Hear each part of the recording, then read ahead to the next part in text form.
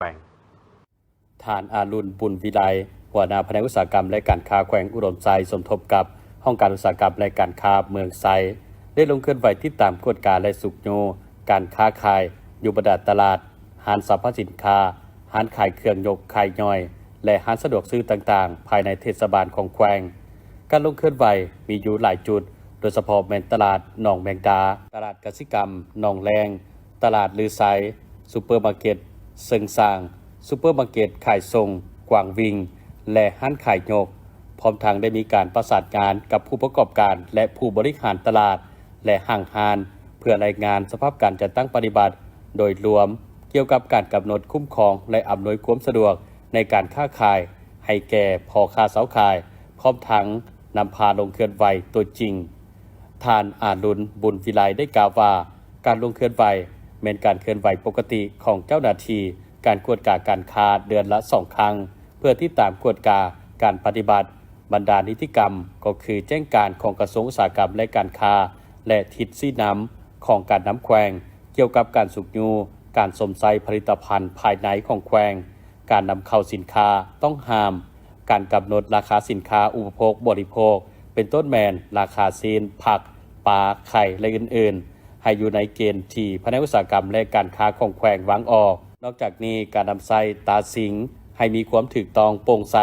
การคุ้มครองและกำหนดในการจัดหมวดหมู่ให้แก่ผู้ค้าขายเป็นระบบระเบียบตามสินค้าแต่ละประเภทพร้อมกันนั้นท่านยังได้เน้นหนักให้ผู้ประกอบการตลาดเอาใจใส่ในการปรับปรุงแก้ไขบางด้านเป็นต้นแมนความสะอาดปลอดภัยการกำจัดขี้เหงื่อสิ่งเศษเรือน้ำเปื้อนเพื่อรักษาสภาพแวดล้อมกำหนดบ่อนจอดรถและสมทบกับขนงการเกี่ยวข้องในการกำหนดการสัญจรเข้าออกตลาดเพื่อลดผ่อนความแออัดและรถติด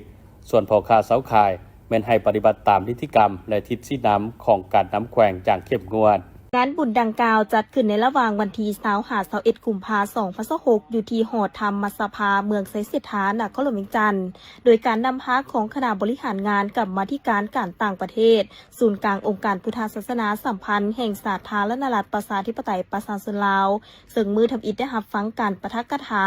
ความเป็นมาและความสำคัญของโครงการฝึกอบรมพระสมณทูตลาวข้างทำอิฐที่มีการจัดตั้งปฏิบัติจนสำเร็จพร้อมทั้งมอบไปยั่งยืนให้พระสมณทูตลาวจำนวน30 องค์และต่อมาในวันที่21 กุมภาพันธ์ก็ได้มีพิธีตักบาตรถวายทานแด่พระสงฆ์ใหญ่จำนวน71 องค์นำโดยท่านบัวสอนบุภาวันอดีตนายกรัฐมนตรีมีบรรดาอดีตรัฐมนตรีและมวลชนเข้าร่วมอย่างหลวงหลายในพิธีพระอาจารย์ดาวเสด็จเลิศมณีคณะบริหารงานประจำศูนย์กลางองค์การพุทธศาสนาสัมพันธ์ลาวกล่าวว่ากิจกรรมครั้งนี้เพื่อระดมทุนในการตั้งกองทุนให้พระสงฆ์ที่จะไปเผยแผ่อยู่ภายในและต่างประเทศนั้นได้มีกำลังทรัพย์และสำคัญที่สุดตามนโยบายของภาครัฐนั้นต้องกุ้มตนเองเพิ่งตนเองดังนั้นกรรมาธิการต่างประเทศศูนย์กลางองค์การพุทธศาสนาสัมพันธ์แห่งสาธารณรัฐประชาธิปไตยประชาชนลาวจึงระดมทุนออกตนญาติโยมทางด้านภาครัฐและเอกชนเพื่อเป็นทุนโฮในการฝึกอบรมพระสมณทูตลาวครั้งต่อไปและจุดประสงค์เป้าหมายการเฮ็ดบุญในครั้งนี้นอกจากการระดมทุนแล้วเป็นการเชิดชูบูชาคุณพระมหาเถระที่มีคุณงามความดีโดยเฉพาะอดีตองค์การพุทธศาสนาสัมพันธ์แห่งสาธารณรัฐประชาธิปไตยประชาชนลาวศูนย์กลางองค์การพุทธศาสนาสัมพันธ์แห่งสปป.ลาวกรรมาธิการการต่างประเทศในมื้อนี้ได้เฮ็ดบุญบูรพาจารย์น้อมระลึกถึงบูชาคุณแด่องค์พระยศแก้วมหางอนดำรงบุญพระมหาเถระเจ้าองค์ที่5อดีตประธานศูนย์กลางและพระลักแก้วญาทานบัวคำสารีบุตรที่เป็นองค์ห้องประธานพร้อมองค์สีนำกรรมาธิการการต่างประเทศพระอาจารย์พงษาบริบูรณ์ที่เป็นห้องหัวหน้ากรรมาธิการการต่างประเทศนั้นโดยเฉพาะกรรมาธิการการต่างประเทศมีบทบาทสำคัญและส่งเสริมพระสงฆ์ลาวเผยแผ่พระพุทธศาสนาทั้งภายในและต่างประเทศและสำคัญที่สุดในมื้อนี้จุดประสงค์ในการเฮ็ดบุญในครั้งนี้เพื่อระดมทุนในการก่อตั้งกองทุนให้แก่พระสงฆ์ที่จะไปเผยแผ่ภายในและต่างประเทศนั้นได้มีกำลังทรัพย์บ่ว่าทั้งด้านทุนห้อนก็ดี และสำคัญที่สุดตามนโยบายของภาคของรัฐนั้นเพิ่นนโยบายว่าเฮาต้องเฮ็ดกลุ่มตัวเองเพิ่งตัวเองได้ดังนั้นจะว่ากรรมาธิการการต่างประเทศศูนย์กลางองค์การพุทธศาสนาสัมพันธ์แห่งสปป.ลาวนั้นจริงระดมทุนออกตนญาติโยมและ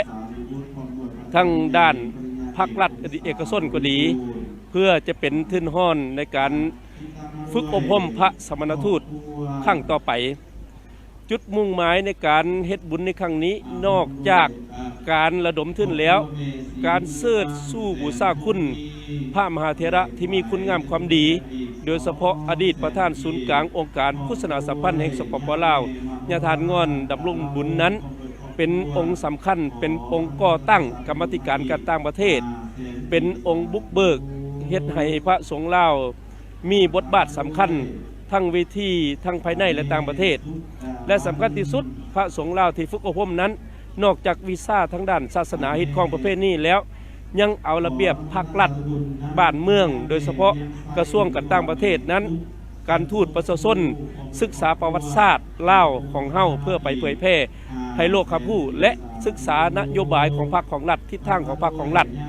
ได้กำเนิดแนวทางของพรรคของรัฐนั้นได้เข่งคู่ในการเผยแพร่ศาสนาและเข่งคู่กับการเผยแพร่นโยบายของพรรคของรัฐให้เข่งคู่กับประเทศชาติบ้านเมืองดังนั้นมาในมื้อนี้ออกตนโยมท่านทั้งหลายที่มีจุดประสงค์ที่จะร่วมบริจาคทุนห้อนเข้ากรรมาธิการการต่างประเทศศูนย์กลางองค์การพุทธศาสนาสัมพันธ์แห่งสปป.ลาวก็ดีท่านใดที่เบิ่งโทรภาพก็ดีก็ขอเชิญเจริญพรได้เพื่อเป็นทุนห้อนในการ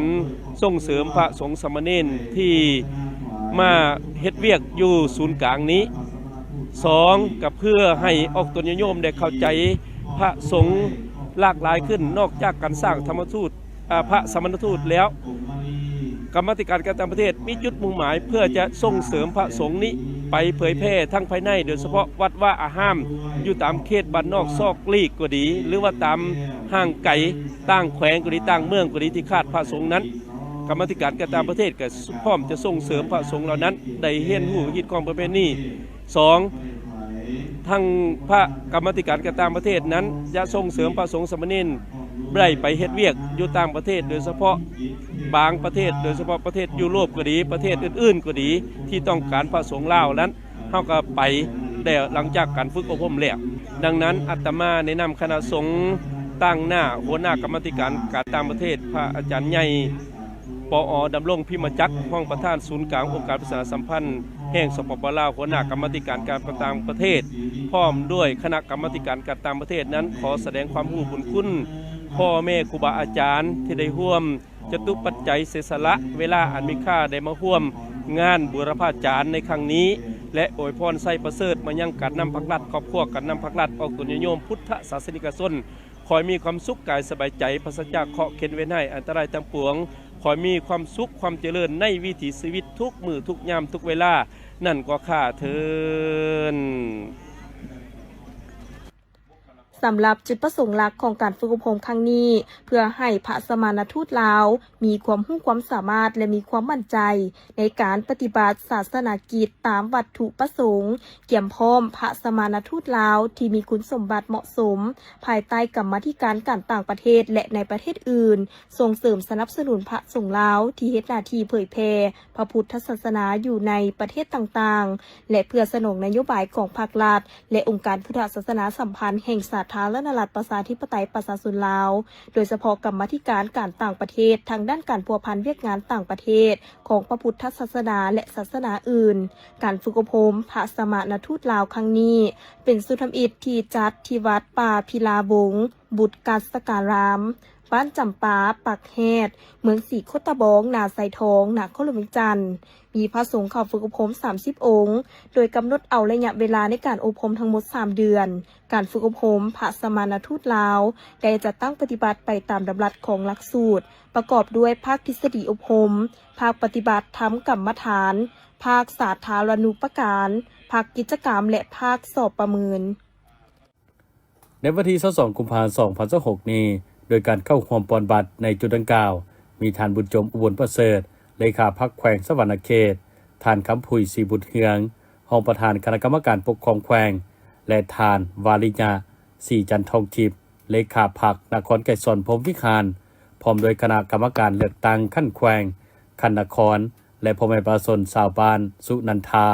ที่มารอท่าใช้สิทธิ์ของตนอย่างคึกคืนผู้มีสิทธิ์ปนบัตรเลือกตั้งหลายท่านได้ให้สัมภาษณ์เป็นเสียงเดียวกันว่าตนเองมีความรู้สึกภาคภูมิใจและดีใจที่ได้มาใช้สิทธิ์ประชาธิปไตยของตนเลือกเอาผู้ที่มีความรู้ความสามารถมีมาตรฐานเงื่อนไขครบถ้วนกล้าเว้ากล้าเสนอซื่อสัตย์บริสุทธิ์และหวังว่าผู้ที่ตนเลือกเอาจะเป็นตัวแทนของประชาชนลาวบรรดาเผ่าก็คือลงใกล้สิทธิ์ติดแทนกับประชาชนเพื่อนำเอาคำคิดคำเห็นคำเสนอของประชาชนก็คือปัญหาต่างๆที่ประชาชนให้ความสนใจเป็นต้นบรรดาปรากฏการณ์ย่อท่อที่เกิดขึ้นในสังคม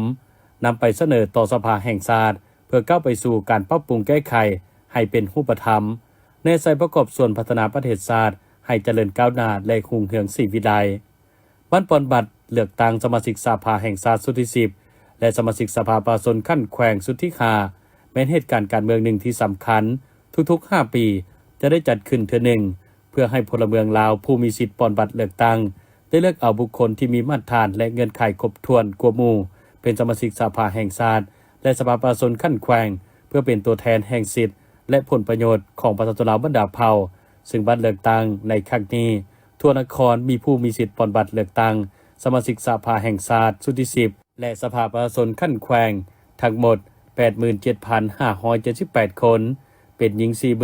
46,479 คนในนี้เฉพาะอยู่ในบ้านสุนันทามีผู้มีสิทธิ์ปอนบัตรเลือกตั้งทั้งหมด 1,015 คนหญิง 454 คนจัดขึ้นอยู่ที่สโมสรเมืองศรีสัตนาคในวันที่ 17 กุมภาพันธ์ 2026 โดยการเข้าร่วมของทานพันประสงค์ไสยวงศารองประธานคณะกรรมการปกครองเมืองศรีสัตนาคทานสมลีหลวงพระจันทร์รองหัวหน้าแผนกศึกษาธิการและกีฬานักขลุ่มจันทร์มีอำนวยการโรงเรียนแข่งถึกเซินและน้องนักเรียนเข้าร่วมในพิธีทานวายุแห่งดาววงไซหัวหน้าห้องการศึกษาธิการและกีฬาเมืองศรีสัตนาคได้ผ่านบทสรุปการสอบสิ่งนักเรียนเก่งชั้นประถมป.5 มัธยมตอนต้นม.4 และมัธยมตอนปลายม.7 ซึ่งการกะเกียมสอบเสียงของการศึกษาธิการและกีฬาเมืองได้ขึ้นแผนเก็บกำบัญชีรายชื่อนักสอบเสียงกับบรรดาโรงเรียนภาครัฐและเอกชนโดยให้แต่ละโรงเรียนคัดเลือกนักเรียนเก่งที่เป็นตัวแทนของโรงเรียนตนเองในนั้นมีนักสอบเสียงทั้งหมด442คนชั้นประถม180คนชั้นมัธยมตอนต้น145คนและมัธยมตอนปลาย117คนสำหรับการสอบเสียงได้ดำเนินขึ้นในวันที่6 กุมภาพันธ์ 2026ชั้นประถมมี3วิชาคือคณิตศาสตร์ภาษาลาววรรณคดีวิทยาศาสตร์และสิ่งแวดล้อมชั้นม.ต้นมี4วิชาคือคณิตศาสตร์ภาษาลาววรรณคดีเคมีศาสตร์และฟิสิกส์ศาสตร์ส่วนชั้นม.7 มี4วิชาคือคณิตศาสตร์ภาษาลาววรรณคดีเคมีศาสตร์และฟิสิกส์ศาสตร์แบ่งออกเป็น20ห้องสอบเสียงคือชั้นประถมมี8ห้องมัธยมตอนต้น6ห้องและมัธยมตอนปลาย6ห้องผ่านการสอบเสียงชั้นป.5 วิชาคณิตศาสตร์อันดับที่1หาอันดับที่3แม่นโรงเรียนประถมวิรัตถาวรภาษาลาววรรณคดีอันดับ1โรงเรียนประถมทงกลางอันดับ2และ3ประถมวิรัตถาวรวิชาวิทยาศาสตร์และสิ่งแวดล้อมอันดับ1ประถมวิรัตถาวรอันดับ2ประถมแสงสมัยอันดับ3ประถมจันทวีพรชั้นม.ต้นวิชาคณิตศาสตร์อันดับ1ม.ต้นฮักแก้วอันดับ2ม.ต้นวิรัตถาวรและอันดับ3ม.ต้นเกียรติศักดิ์นานาศาสตร์วิชาภาษาลาววรรณคดีอันดับ1ม.ต้นวิรัตถาวรอันดับ2ม.ต้นฮักแก้วและอันดับ3ม.ต้นวิรัตถาวรวิชาเคมีศาสตร์อันดับ1และ2ม.ต้นวิรัตถาวรอันดับ3ม.ต้นสถาพรวิชาฟิสิกส์ศาสตร์อันดับ1และ2ม.ต้นวิรัตถาวรอันดับ3ม.ต้นฮักแก้วชั้นม.ปลายวิชาคณิตศาสตร์อันดับ1หา3ม.โสสถาพรภาษาลาววรรณคดีอันดับ1ม.โสวิรัตถาวรอันดับ2ม.โสสถาพรและอันดับ3ม.โสเพียวัฒน์วิชาฟิสิกส์ศาสตร์อันดับ1ม.โสวิรัตถาวรอันดับ2ม.โสฮักแก้วอันดับ3ม.โสสถาพรวิชาคณิตศาสตร์อันดับ1ม.โสวิรัตถาวรอันดับ2ม.ปลายสีนาคและอันดับ3ม.โสวิรัตถาวรในตอนท้ายพิธียังได้มอบไปย่องยอและของขวัญให้กับน้องนักเรียนเก่งแต่ละชั้นประถมหาชั้นมัธยมตอนปลายตื่มอีก มื้อนี้พวกเขาแม่นได้เข้ามาร่วมพิธีสรุปผลการสอบสิงนักเรียนเก่งขันเมืองศรีสัตนากในสุขเฮียน 2025-2026 ข้าพเจ้ามื้อนี้แม่นมีความปลื้มปิติดีใจเป็นพิเศษเนาะที่ได้สร้างนักเรียนเก่งเป็นตัวแทนของเมืองศรีสัตนากเพื่อเข้าร่วมกับการสอบสิงในบ้านการสอบสิงนักเรียนเก่งขันนครหลวงต่อไปเนาะสำหรับผลการสอบสิงนักเรียนเก่งในโรงเรียนนี้ถือว่าโรงเรียนเฮาเป็นประสบผลสำเร็จเป็นอย่างดีเนาะโดยแสดงออกในผลการสอบเสียงคืออันดับที่1เฮาได้จำนวน10น้องอันดับที่2จำนวน5น้องอันดับที่3จำนวน5น้องอันดับที่4จำนวน2น้องและอันดับที่5จำนวน4น้องอันนี้ก็เป็นผลงานอันยิ่งใหญ่ของครูอาจารย์และน้องนักเรียนทุกคนที่ได้ทุ่มเททั้งเวลาทั้งความรู้ความสามารถแล้วก็ทุกสิ่งทุกอย่างเนาะเพื่อเฮ็ดให้ประสบผลสำเร็จในการสอบสิ่งในครั้งนี้สำหรับการสอบสิ่งขันนครหลวงนี่เนาะแม่นพวกเขาก็ได้มีการสืบต่อในการค้นคว้าบทเรียนเพื่อจะไปสิงอยู่ในขันนครหลวงเพราะพวกเขาก็มีเป้าหมายเนาะอยากเข้าสิงนักเรียนเก่งระดับชาติเพราะฉะนั้นแล้วทั้งครูทั้งนักเรียนพวกเขาเป็นทุ่มเทสุดความสามารถเจ้าข้าพเจ้าในนามอำนวยการโรงเรียนก็คือผู้บริหารโรงเรียนวิลาถาวรขอขอบอกขอบใจมายังครูอาจารย์พร้อมด้วยนักเรียนที่ทุ่มเททั้งความสามารถความรู้ความสามารถทุ่มเทเวลา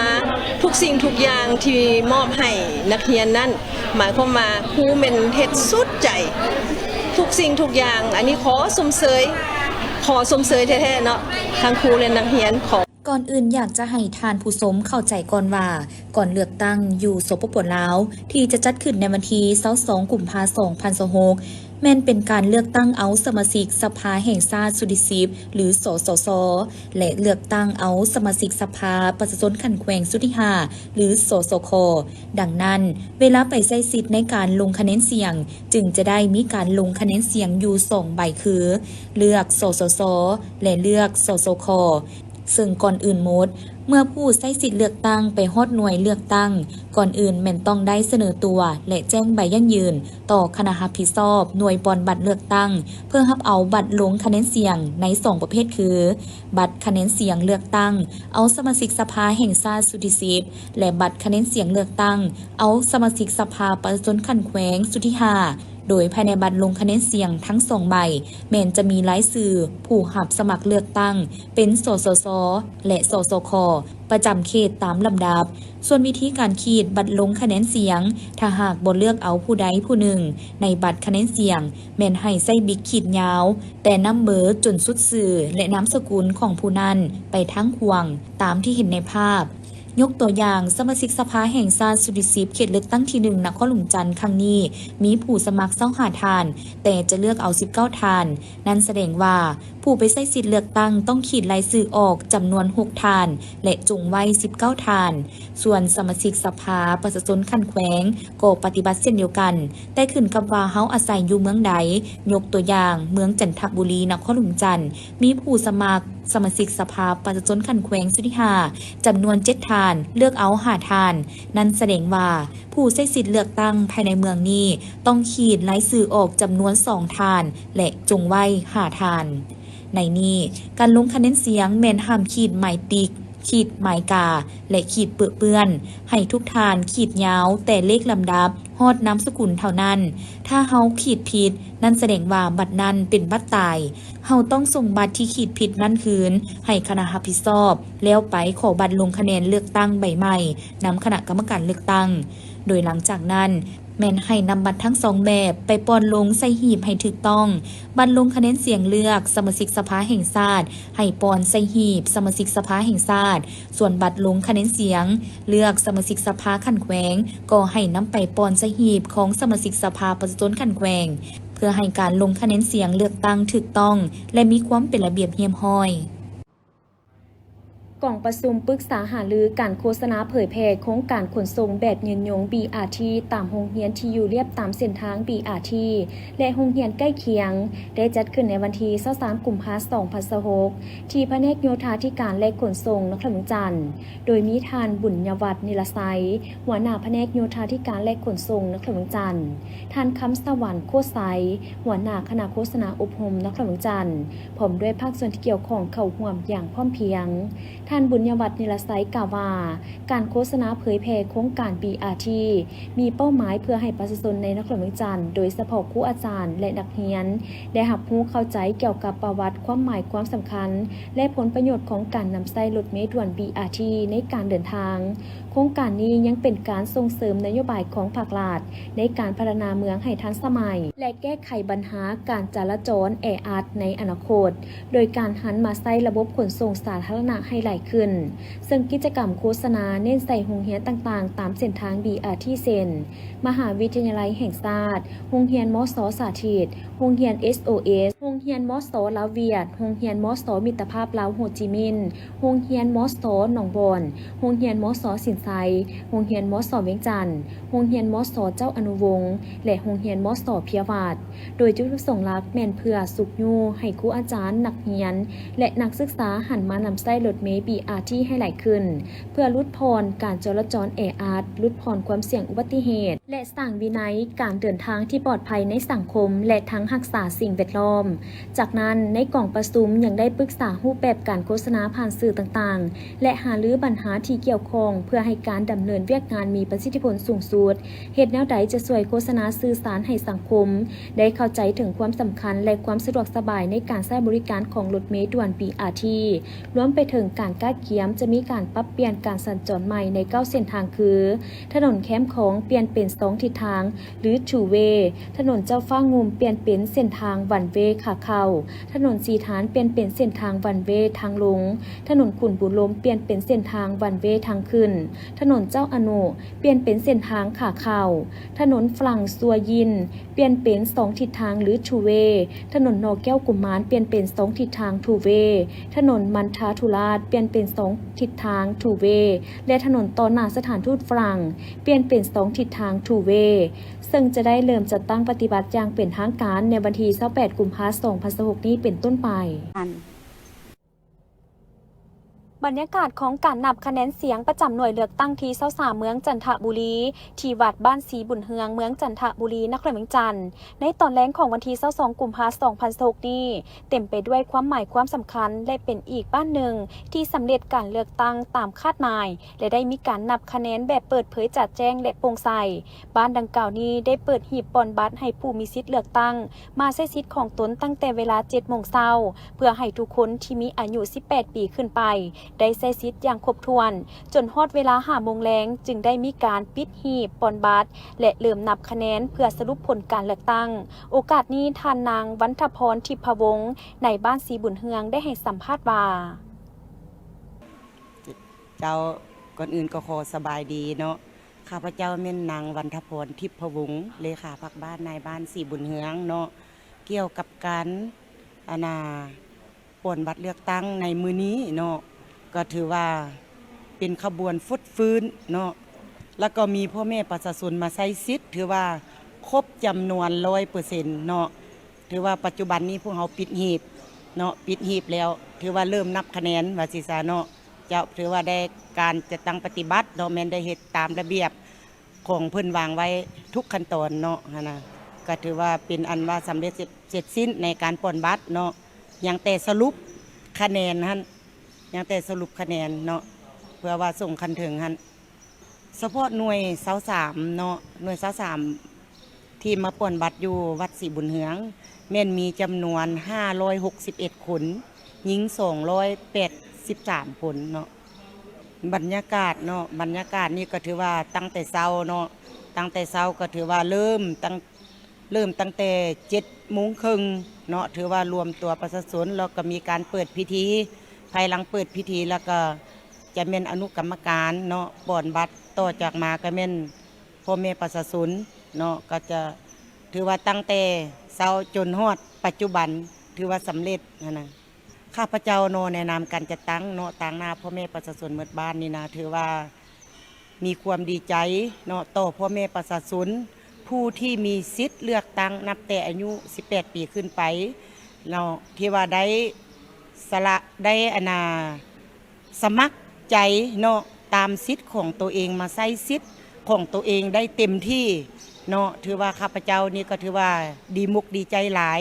ที่พ่อแม่ประชาชนให้ความเอาใจใส่เนาะในการใช้สิทธิ์ของตัวเอง เพื่อเลือกเอาผู้ที่มีความรู้ความสามารถมาบริหารบ้านเมืองเนาะก็ถือว่าดีใจหลายมื้อนี้นะถือว่าครบร้อยก็ถือว่าเป็นอันที่ว่าดีใจที่สุดเนาะ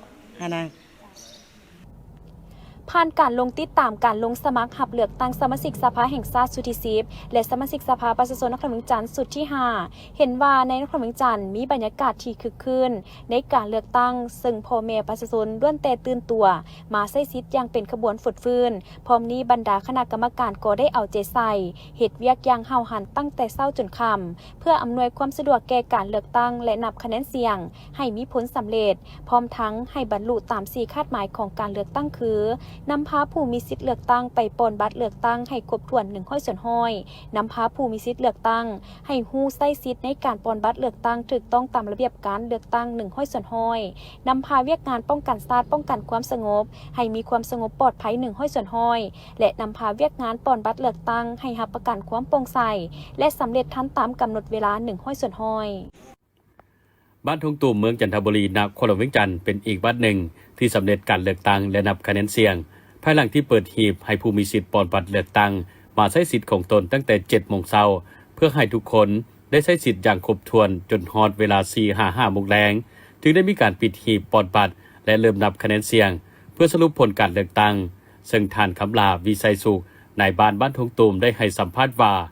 บ้านทงตุ่มมี1หน่วยเลือกตั้งตั้งอยู่ภายในวัดของปานคือหน่วยเลือกตั้งที่เก่าของเมืองจันทบุรีนครเวียงจันทร์มีผู้มีสิทธิ์ปลอมบัตรเลือกตั้งตั้งแต่อายุ18 ปีขึ้นไปทั้งหมดจำนวน814ทานหญิง476ทานสบายเนาะข้าพเจ้าชื่อคำหาวิสิสุขเนาะที่ข้าพว่าในบ้านทุกตูมเนาะถือว่ามันนี่เป็นมือเลือกตั้งเนาะ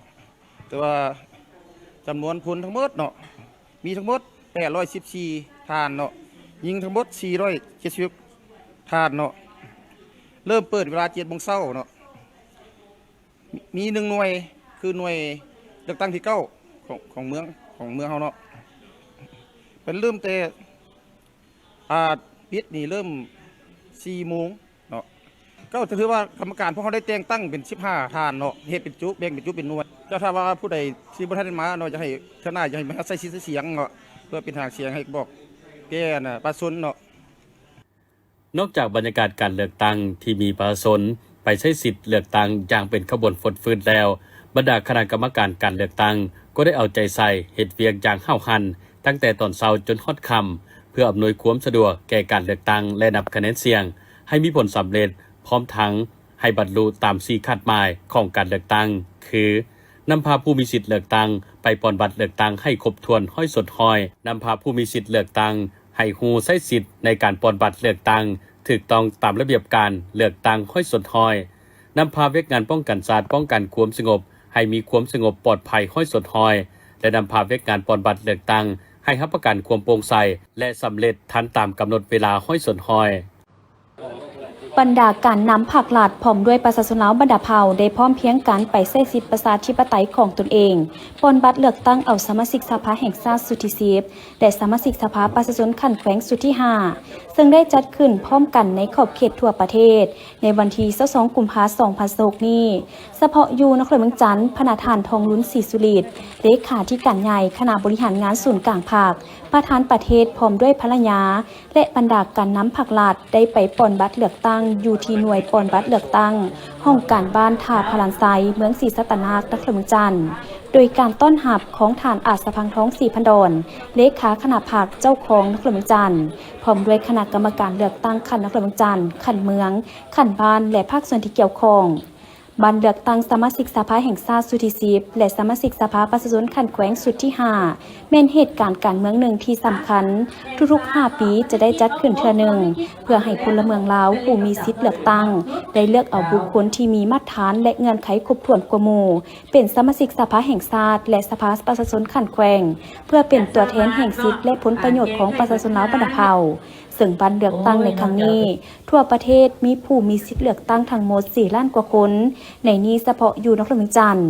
มีผู้มีสิทธิเลือกตั้งทั้งหมด 663,410 คนและมีหน่วยปอนบัตรเลือกตั้งทั้งหมด800กว่าหน่วยสำหรับทั่วเมืองศรีสัตนากมี77หน่วยเลือกตั้งมีผู้มีสิทธิ์ปอนบัตร 41,408 คนในโอกาสนี้ท่านสิทธิ์ประเสริฐอุเทนทปัญญารองเลขาพรรคเมืองรองคณะกรรมการเลือกตั้งเมืองศรีสัตนากได้ให้สัมภาษณ์ว่าจุดพิเศษของสภาพหลวงของเมืองศรีสัตนากของเราเมืองศรีสัตนากเป็นเมืองหนึ่งที่อยู่ใน4ตัวเมืองในของนครหลวงจันทร์เนาะอันบรรทัดฐานคูเรื่องกันว่าเมืองศรีสัตนากของเราเป็นสถาบันการศึกษาเนาะองค์การสกลสถานทูตต่างๆก็ถือว่าตั้งเป็นจำนวนลงหลายอยู่ในเมืองศรีสัตนากของเราเมืองศรีสัตนากของเรามี37 บาทเนาะ37 บาทอยู่ในหันมีประชากรทั้งหมด 69,000 กว่าคนเนาะเป็นยิ่ง 33,000 กว่าคนคือว่าหน่วยปฏิบัติเลือกตั้งของเรามี77หน่วยอยู่ในหันของเราได้แบ่งออกเป็นหน่วยเลือกตั้งของบ้าน62หน่วยของโครงเขตปกสแม่น11หน่วยและนั้นก็มีหน่วยเคลื่อนที่พิเศษเป็นหน่วยเคลื่อนที่ของเราหน่วยเคลื่อนที่ของเรามี4หน่วยที่ว่าพวกเราก็ได้กักเกี่ยมเนาะเป็นต้นแม่นผู้เฒ่าผู้แก่ผู้คนเจ็บที่มาบ่ได้ก็ถือว่าพวกเรามีหน่วยเคลื่อนที่ยกตัวอย่างห้องหมอเนาะพวกเขามีห้องหมอใหญ่อยู่เมืองศรีสัตนากก็ห้องหมอโมสดห้องหมอ103ห้องหมอเสถาธิราชห้องหมอหานิสาที่ว่าคนเจ็บและพี่น้องมาเฝ้าคนเจ็บที่บ่สามารถไปปอนใดในสถานที่เป็นกำหนดให้ที่ว่าพวกเขาก็มีหน่วยเคลื่อนที่มาพวกเขาเร่งนั้นเมื่อเฉพาะอยู่บ้านท่าบ้านไส้พวกเขานี่ก็ถือว่ามี2หน่วยเลือกตั้งเนาะพวกเขาแบ่งออกเป็น2หน่วยเลือกตั้งมีผู้มีสิทธิ์ปอนบ้านเลือกตั้งทั้งหมดก็อยู่1,300 กว่าคนเนาะแล้วก็เป็นยิ่งนะประมาณ700 กว่าเนาะอันนั้นพวกเขาเป็นการเกี่ยมคาดคะเนพวกเขาจะให้สำเร็จก่อนนั่นนะก่อนพิธีปอนบัตรคือว่าคาดคะเนพวกเขาประมาณ15 โมงพวกเขาให้สำเร็จเบิดเนาะให้สั่งรวมส่งให้กองเลขาอยู่ขันเมืองพวกเขาได้สำเร็จสั่งรวมส่งให้ขันนครหลวงอันนั้นพวกเขาขาดหมายพวกเขาคือนั้นเนาะแล้วก็ข้าพเจ้าแนะนำต่างนะให้คณะรับผิดชอบการปฏิบัติกระเฮียห้องให้มายังพ่อแม่ประชาชนบรรดาเผ่าที่มีสิทธิ์ปอนบัตรเลือกตั้งร่วมจิตร่วมใจกันเข้ามาใส่สิทธิ์ของตนเนาะเพื่อเอาผู้แทนที่ตนเองมักผู้มีประสบการณ์และมีความรู้ความสามารถเป็นนางในสภาเพื่อแก้ไขปัญหาต่างๆรับห้องเอากฎหมายเนาะอะไรแล้วก็รับห้องเอาผลแผนพัฒนาเศรษฐกิจสังคมของศาสตร์พวกเขาเพื่อพัฒนาประเทศชาติพวกเขาให้มีความเจริญเพื่อเจ้าขอบใจสำหรับบรรยากาศในการเลือกตั้งครั้งนี้เห็นว่าประชาชนภายในบ้านมีความเอาใจใส่กระตือรือร้นและพร้อมเพียงเฮียงหน้ากันออกมาใช้สิทธิ์ของตนด้วยบรรยากาศคึกคืนตนเองในนามประชาชนลาวผู้หนึ่งรู้สึกดีใจและภาคภูมิใจที่ได้ใช้สิทธิประชาธิปไตยในการเลือกตั้งในครั้งนี้ตนเองก็ได้เลือกเอาสมาชิกสภาแห่งชาติและสมาชิกสภาประชาชนนครหลวงเมืองจันทร์ผู้ที่มีความสามารถครบตามเงื่อนไขเป็นคนที่เก่งมีคุณสมบัติดีการแสดงทัศนะของตนต่อปัญหาต่างๆพร้อมนี้ยังฝากถึงบรรดาสมาชิกสภาแห่งชาติและสมาชิกสภาประชาชนนครหลวงภายหลังที่ได้รับการเลือกตั้งจงสืบต่อแก้ไขปัญหาเส้นทางบูรณะสถานที่ท่องเที่ยวต่างๆสืบต่อแก้ไขปัญหาปากท้องปัญหาราคาสินค้าและอื่นๆพร้อมนี้ท่านยังเรียกร้องให้ผู้มีสิทธิ์เลือกตั้งภายในบ้านเอาใจใส่เป็นเจ้าการเข้าร่วมอย่านอนรับทับซีทจงมาปอนบัตรเลือกตั้งเอาสมาชิกสภาแห่งชาติและสมาชิกสภาประชาชนนครหลวงเมืองจันทร์ให้สำเร็จตามเป้าหมายข้าพเจ้าชื่อทานมงไซคำพุยเนาะเป็นเลขาพรรคบาทในบ้านสำเครายงานสภาพการปฏิบัติในมื้อนี้เนาะถือว่าพ่อแม่ประชาชนภายในบ้านพวกเขานี่มีความตื่นตัวสูงเนาะคิดใจร่วมพวกเขานี่ก็ยังให้ร้อยละให้บ่ปอนบ่อยากให้ขาดเนาะแต่ว่าทางเขาก็ได้ทั้งประกาศทั้งโทรโคงว่าให้พ่อแม่ประชาชนมาเริ่มต้นประกาศมานี่ก็ได้2 อาทิตย์ 3 อาทิตย์มาแล้วได้เฮ็ดมาเนาะทางบ้านเท่านี้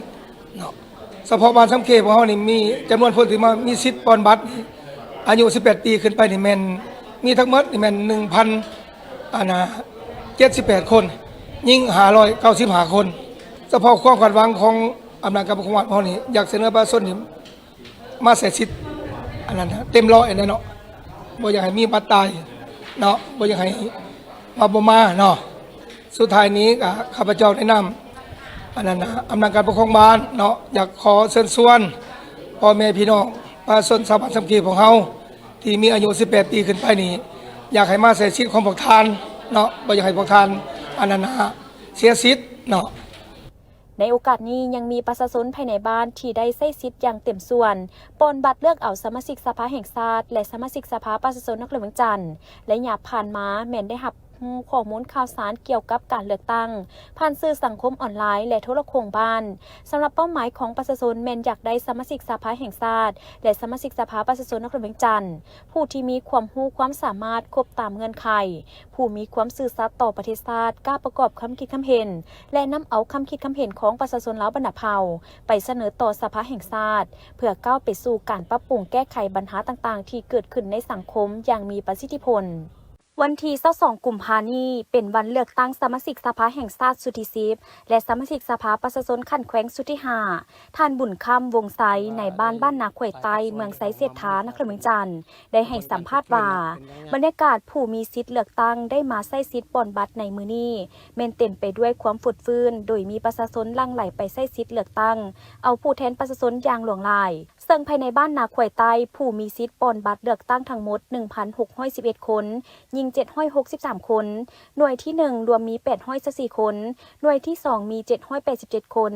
ความคาดหวังของข้าพเจ้าในนามอำนาจการปกครองบ้านก็อยากให้ผู้แทนที่ได้รับเลือกตั้งเอาใจใส่แก้ไขปัญหาที่1เส้นทางหอมให้ไปมามีความสะดวกสบาย2แก้ไขปัญหาเรื่องน้ำประปาสิ่งแวดล้อมขี้เหงื่อนี่เป็นปัญหาที่อยากให้สมาชิกสภาแห่งชาติและสมาชิกสภาประชาชนขั้นแขวงช่วยเป็นปากเป็นเสียงนำเสนอให้องค์การปกครองนครหลวงเวียงจันทน์เพื่อเสนอต่อรัฐบาลมีทิศทางแก้ไข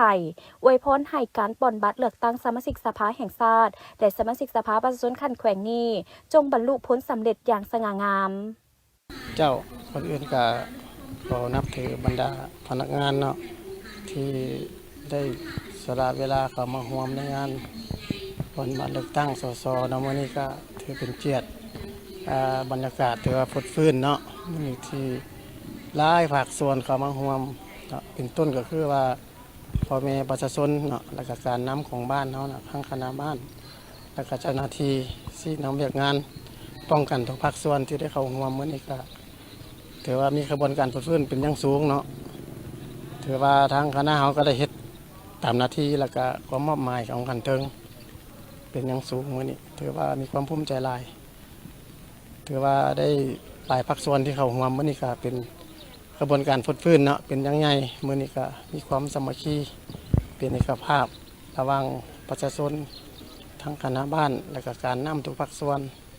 ทุกแขนงการที่เข้าร่วมมื้อนี้ก็ทางบ้านก็ขอชมเชยเนาะที่ได้ใช้สิทธิ์เลือกตั้งตัวเลขผู้ที่มีสิทธิ์ปอนบัตรเลือกตั้ง18 ปีขึ้นไปหัน1,748 กว่าคนเนาะเจ้าถือว่ารายละเอียดก็พอสมควรเนาะที่ว่ามาอ่านก็แม่นแต่ว่าเต็ม 100% เนาะเจ้ามาใช้สิทธิ์ความคาดหวังก็คือว่าให้มันได้ตามเป้าหมายของคันถึงเนาะระบุจำนวนผู้ที่มีสิทธิ์เลือกตั้งให้ได้ตามเป้าหมายเนาะเพื่อให้มีความพร้อมกับความเป็นเอกภาพแล้วก็ความสงบปลอดภัยดีบ่ให้มีปัญหาต่างๆเนาะความวุ่นวายความบ่สงบถือว่าไอ้น้องเขาสามารถป้องกันได้ 100% เนาะสุดท้ายก็แม่นฝากให้ประชาชนหันมาใช้สิทธิ์ตามหน้าที่เนาะถือว่ามื้อนี้คันถึงตามมอบหมายขอขอบใจบรรดาท่านประชาชนที่เข้าร่วมมื้อนี้เนาะการปอนบัตรครั้งนี้แม่นเป็นปางบุญใหญ่ทางด้านการเมืองแม่นเวียกงานที่มีเกียรติศักดิ์ศรีของพลเมืองลาวประกอบส่วนเข้าในการปอนบัตรเลือกตั้งซึ่งแม่นการสร้างเงื่อนไขพื้นฐานให้การปรับปรุงบูรณะรัฐประชาธิปไตยประชาชนตามที่สร้างรัฐที่มาจากประชาชนโดยประชาชนและเพื่อประชาชนฉะนั้นเห็นว่าบรรยากาศมื้อนี้เป็นบรรยากาศที่มีความตั้งหน้าลายพ่อแม่ประชาชนได้เอาใจใส่มาปอนบัตรพร้อมทั้งได้ฝากความหวังนำสมาชิกสภาแห่งชาติและสมาชิกสภาประชาชน นขันแขวงขอให้ทาน ผู้แทนที่ได้รับการเลือกตั้งจงปฏิบัติภาระบทบาทหน้าที่ในฐานะที่เป็นตัวแทนแห่งสิทธิและผลประโยชน์ของประชาชนบรรดาเผ่าให้สมเกียรติโดยเฉพาะเพื่อสร้างเงื่อนไขการปรับปรุงชีวิตการเป็นอยู่ของประชาชนให้ดีขึ้นให้ถือเอาการปรนบัตรเลือกตั้งครั้งนี้แม่นหน้าที่อันมีเกียรติของพลเมืองลาวประชาชนบ้านดงสวัสดิ์และบ้านนาคำนครวิจันทร์มีความตื่นตัวออกไปใช้สิทธิประชาธิปไตยของตนปอนบัตรเลือกเอาสมาชิกสภาแห่งชาติสุดที่10และสภาประชาชนนครวิจันทร์สุดที่5จางเป็นขบวนฝดฟื้นทานสิทธิพรสิงห์วงศักดิ์เลขาพรรคบ้านนายปานบ้านดงสวัสดิ์เมืองศิษย์สัตนานครวิจันทร์ได้ให้สัมภาษณ์ต่อกับทีมงานข่าวโทรภาพนครวิจันทร์ว่าสำหรับจุดปอนบัตรเลือกตั้งสมาชิกสภาแห่งชาติสุดที่10และสภาประชาชนนครวิจันทร์สุดที่5ประจำเขตเลือกตั้งเมืองศิษย์สัตนานโดยรวมแล้วแม้เต็มไปด้วยบรรยากาศที่ฝดฟื้นประชาชนภายในปานมีความตื่นตัวสูงในการมาใช้สิทธิประชาธิปไตยของตนเพื่อปอนบัตรตั้งแต่ 7 โมงเช้าซึ่งภายในบ้านมีประชาชนผู้มีสิทธิปอนบัตรเลือกตั้งทั้งหมด 2,579 คนนับแต่เวลา 7 โมงหาเวลา 11 โมงได้มีประชาชนมาใช้สิทธิปอนบัตรเลือกตั้งแล้วประมาณ 80 ส่วนห้อยและคาดว่าจะให้สำเร็จใน 14 โมง00นความพร้อมของบ้านดงสว่านเฮาเนาะจะตั้งปฏิบัติในการปฏิบัติเลือกตั้งสมาชิกสภาแห่งชาติสุดที่10เนาะและก็สมาชิกสภานครหลวงสุดที่5เนาะหรือว่าอยู่ในบ้านดงสว่านเฮานี่มีจำนวนคนทั้งหมดที่ว่ามีสิทธิ์ปฏิบัติเลือกตั้งนี่มีอยู่200คือ 2,579 คนเนาะที่ว่ามีสิทธิ์ปฏิบัติเลือกตั้งในสุดนี้เนาะแต่ว่าอยู่ในบ้านดงสว่านเฮานี้เนาะเป็นได้แบ่งออกเป็นอยู่3หน่วยปฏิบัติเนาะคือหน่วย51 52 53เนาะว่ามาฮอดในยามนี้ก็ที่ว่าประชาชนบ่แม่นประชาชนที่เข้ามาใช้สิทธิ์นี้อยู่ก็อยู่ประมาณ 80% เนาะแต่คาดว่าจะให้สำเร็จอยู่ในภายในประมาณ2 โมงเนาะที่ว่าให้สำเร็จในการปฏิบัติเลือกตั้งนั้นอีกปอนบัตรสมาชิกสภาแห่งชาติสุดที่10และสภาประชาชนนครวิจันทร์สุดที่5ประจำเขตเลือกตั้งเมืองศรีโคตะบองอย่างเป็นทางการตั้งแต่เวลา 7 โมงเช้าและมาฮอดเวลา 11 โมง 30 นาทีการปอนบัตรไม่ดำเนินไปได้แล้ว 85 ส่วนห้อยซึ่งทั่วบ้านนาคำมีประชาชนผู้มีสิทธิ์ปอนบัตรเลือกตั้งทั้งหมด 820 คนคาดว่าจะปิดหีบปอนบัตรในเวลา 14 โมง00ในการกาเกียมการปอนบัตรเลือกตั้งของสมาชิกสภาแห่งชาติสุดที่10และสมาชิกสภาประชาชนนครหลวงประจำเมืองศรีโคตสุดที่5ถือว่าพวกเขาก็ได้กาเกียมและมื้อนี้พวกเขาก็ได้เปิดพิธีอย่างเป็นทางการในเวลา 7 โมงเช้าและเปิดหีบให้ประชาชนได้ปอนบัตรจนมาฮอดปัจจุบันนี้เวลา 11 โมง 30ถือว่าการปอนบัตรของพวกเขาก็ก้าวมาถึงถือว่าได้ 85% ละใกล้จะสำเร็จแล้วเนาะตัวนี้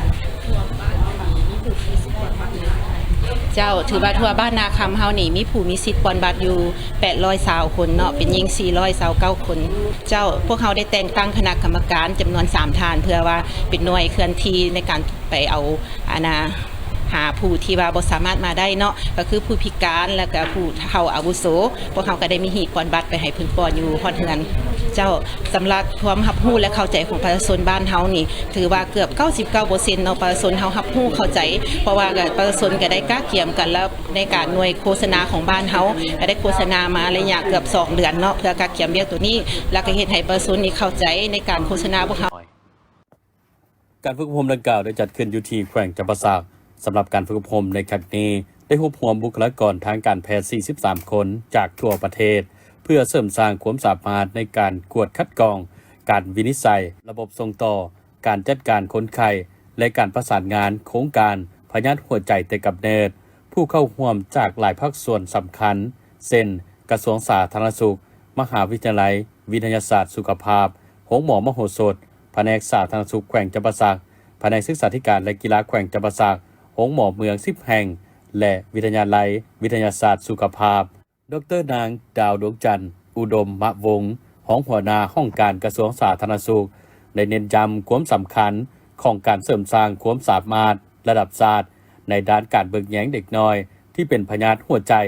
โดยกล่าวว่าโครงการนี้แม่นก้าวสำคัญในการส่งเสริมการควบพบไว้และการรักษาพยาธิหัวใจแต่กำเนิดให้ทันกับเวลาซึ่งสะท้อนให้เห็นถึงความมุ่งมั่นอันแข็งแรง ในการยกระดับสุขภาพของเด็กน้อยทั่วประเทศโครงการฝึกอบรมได้มุ่งเน้นในการพัฒนาความรู้ทางด้านวิชาการความสามารถทางคลินิกและทักษะปฏิบัติผ่านการสนทนาการวิเคราะห์กรณีและบรรยายทางเทคนิคการฝึกอบรมได้ดำเนินโดยทีมแพทย์ลาวร่วมกับเชี่ยวชาญจากโรงหมอฟูไวโดยเฉพาะแพทย์ลาวที่เคยเข้าร่วมการฝึกอบรมระดับภาคพื้นในเดือนธันวาคม 2025ได้กลับมาเป็นวิทยากรระดับชาติเพื่อแบ่งปันประสบการณ์ดร.ดัวลินหัวหน้าฝ่ายเทคนิคของโครงการจากโรงหมอฟูไวได้กล่าวว่าผ่านการฝึกอบรมในครั้งนี้พวกเขาหวังว่าจะยกระดับความสามารถของบุคลากรท้องถิ่นและสร้างระบบที่ยืนยงสำหรับการบ่งมติพยาธิและการรักษาที่มีคุณภาพโครงการ MCHC มีเป้าหมายเพื่อฝึกอบรมบุคลากรทางการแพทย์จากหน่อย100 คนในทั่วประเทศการฝึกอบรมในแขวงจำปาสักครั้งนี้เป็นมุดหมายสำคัญและเป็นการสิ้นสุดของขั้นตอนการฝึกอบรมระยะปัจจุบันการยกระดับความสามารถของแพทย์ท้องถิ่นในการบ่งมติพยาธิและการรักษาพยาธิหัวใจเด็กน้อยให้สอดคล้องกับนโยบายสุขภาพแห่งชาติช่วยสร้างระบบส่งต่อและการปิดปวดที่มีมาตรฐานเพื่อเสริมสร้างการกวดพบไวและการรักษาทันเวลาซึ่งมีส่วนยกระดับคุณภาพการเข้าถึงและความยืนยงของการบริการด้านหัวใจเด็กน้อยในระบบสาธารณสุขของสาธารณรัฐประชาธิปไตยประชาชนลาวพิธีดังกล่าวได้จัดขึ้นในวันที่ 15 กุมภาพันธ์ 2026 นี้โดยการเข้าร่วมของท่านคันทองธรรมวงศ์คณะประจำพรรคแขวงของประธานคณะกรรมการปกครองแขวงบ่อแก้วท่านโลหิตบับบาเลขาเอกท่านทูตอินเดียประจำลาววิบดาหัวหน้าห้องหัวหน้าพนักงานผู้อำนวยการบริษัทเมืองไพลินก่อสร้างซ่อมแปลงขวดทางจำกัดผู้เดียวพร้อมโดยภาคส่วนที่เกี่ยวข้องเข้าร่วมโครงการก่อสร้างศูนย์ฝึกอบรมวิชาชีพให้แก่เด็กหญิงและเด็กน้อยผู้ที่ถูกขอหายอยู่ที่แขวงบ่อแก้วภายใต้โครงการร่วมมือแม่น้ำคลองแม่น้ำคงคาระหว่างรัฐบาลลาวสหพันธ์แม่หญิงแขวงบ่อแก้วและรัฐบาลอินเดียที่ให้ทุนการสนับสนุนหรือช่วยเหลือลาในมูลค่า 45,033 ดอลลาร์สหรัฐการก่อสร้างแม่ดำเนินตามแผนและมีการติดตามกฎกาเพื่อรับประกันความถูกต้องตามแบบที่ได้รับรองมาฮอดปัจจุบันการก่อสร้างแม่นสำเร็จ100%และได้มีการจัดพิธีมอบภาพโครงการดังกล่าวให้แก่สหพันธ์แม่หญิงแขวงบ่อแก้วเป็นผู้คุ้มครองนำไส้ในพิธีทานนางจันปิงโซลาทีประธานสหพันธ์แม่หญิงแขวงบ่อแก้วเจ้าของโครงการได้รายงานความเป็นมาขั้นตอนของโครงการและผลสำเร็จในการจัดตั้งปฏิบัติโครงการดังกล่าวเพื่อสร้างความเข้มแข็งให้แก่ศูนย์ให้คำปรึกษาและปกป้องแม่หญิงเด็กน้อยของสหพันธ์แม่หญิงแขวงบ่อแก้วให้สามารถสนองการบริการช่วยเหลือแม่หญิงและเด็กน้อยผู้ถูกขอหายให้ได้รับการยกระดับดีขึ้นเป็นต้นแม้นการสร้างทักษะด้านวิชาชีพขั้นพื้นฐานให้แก่แม่หญิงและเด็กที่ด้อยโอกาสแม่หญิงและเด็กที่ถูกขอหายในสาเหตุให้เขาเจ้ามีความสามารถสร้างรายรับให้แก่ตนเองและครอบครัวเพื่อลดผ่อนความเสี่ยงในการตกเป็นกลุ่มเสี่ยงจากการใช้ความรุนแรงทุกรูปแบบในกระบวนการค้ามนุษย์การกดขี่ขูดหีดแห่งงานการกดขี่ขูดหีดทางเพศและอื่นๆภายหลังมอบภาพสำเร็จแล้วทางแขวงก็คือสหพันธ์แม่หญิงแขวงบ่อแก้วจะได้เอาใจใส่ในการคุ้มครองนำไส้ให้ได้รับผลประโยชน์สูงสุดพร้อมทางปกปักรักษาให้มีความยืนยงยาวนานและนำไส้ให้ถึงเป้าหมายจากนั้นท่านโลหิตบับบาได้มีความเห็นว่าโครงการก่อสร้างศูนย์ฝึกอบรมวิชาชีพให้แก่แม่หญิงเด็กน้อยผู้ถูกขอหายอยู่ที่แขวงบ่อแก้วเป็นการช่วยเหลือของรัฐบาลอินเดียเพื่อสืบต่อสายพัวพันมิตรภาพและการร่วมมืออันดีงามระหว่างสาธารณรัฐประชาธิปไตยประชาชนลาวและสาธารณรัฐอินเดียให้นับมือได้รับการเสริมขยายขึ้นอย่างต่อเนื่องและจะสืบต่อในการร่วมมือและสนับสนุนช่วยเหลือซึ่งกันและกันในต่อหน้านับอีท่านขันทองธรรมวงศ์ก็ได้มีความเห็นว่าในน้ำต่างนาคณะนำของแขวงบ่อแก้วขอแสดงความรู้บุญคุณมายังรัฐบาลอินเดียว่ารวมว่าเฉพาะก็แม่นท่านเลขาเอกท่านทูตอินเดียประจำลาวที่ได้เป็นตัวแทนให้กับรัฐบาลในการประสานงานให้การช่วยเหลือต่างๆตลอดระยะที่ผ่านมาก็คือปัจจุบันพร้อมทั้งตีราคาสูงต่อกับการช่วยเหลือในครั้งนี้สุดที่มีความหมายความสำคัญต่อกับแขวงบ่อแก้วในการพัฒนาสีมือแห่งงาน ให้กับเอ่ยน้องแม่หญิงและเด็กน้อยที่ด้อยโอกาสเฮ็ดให้เขาเจ้ามีเวียกเฮ็ดงานทำก้าวไปถึงการลบล้างความทุกข์ยากเทื่อละก้าวภายหลังมอบรับโครงการดังกล่าวแล้วทางแขวงพร้อมแล้วที่จะดำไซให้มีผลประโยชน์และเกิดดอกออกผลสูงสุด